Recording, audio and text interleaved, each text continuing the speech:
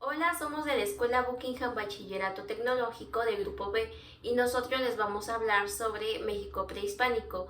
Mi equipo está conformado por Marcos, Jimena, que ahorita en adelante se las vamos a presentar, y yo, su servidora, Naire Jocelyn. México prehispánico se compone desde 1521 con la conquista. En este periodo hubo muchos cambios en México, lo cual ya fue siendo desde la agricultura, se diversificaron bastantes vegetales, ya fue como la calabaza, el maíz, el chile, el frijol. Hubo bastante crecimiento en ese aspecto. Otro aspecto que era muy importante anotar en Mesoamérica, o como lo quieran tomar, México prehispánico, era la diversificación de lenguas que había en ese momento. En la actualidad aún la seguimos viendo en algunos pueblos indígenas o en otras partes, ¿no?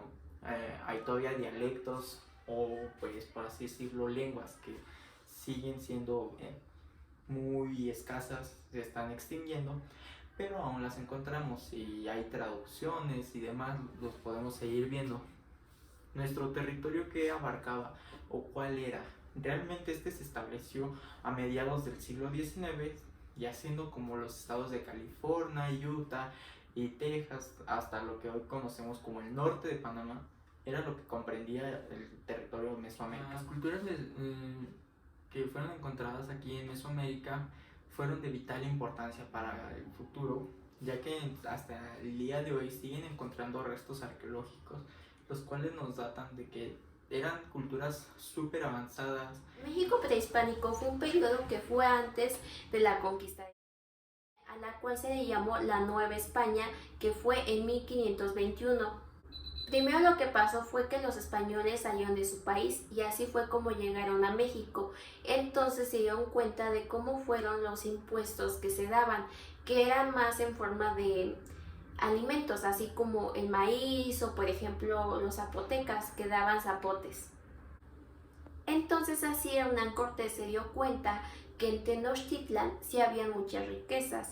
Y bueno, el nombre de Tenochtitlan viene por las tunas, que era Tenoch. Y fue así como se quedaron los españoles en esa zona, porque se dieron cuenta que había muchas riquezas. Y entonces, para que los indígenas y ellos como que no tuvieran problemas, se les fueron cambiando algunas costumbres que tenían. Lo primero que hicieron fue que les impusieron la religión católica. En este caso ellos eran politeístas, o sea que creían en varios dioses. Y así fue cuando los españoles les pusieron a la Virgen de Guadalupe. Y ellos básicamente creían en la diosa azteca. Y así fue como Tonantzin la convirtieron en la Virgen de Guadalupe actualmente, que se ha visto y hay muchos creyentes en ella. Y aquí se va a mostrar la imagen.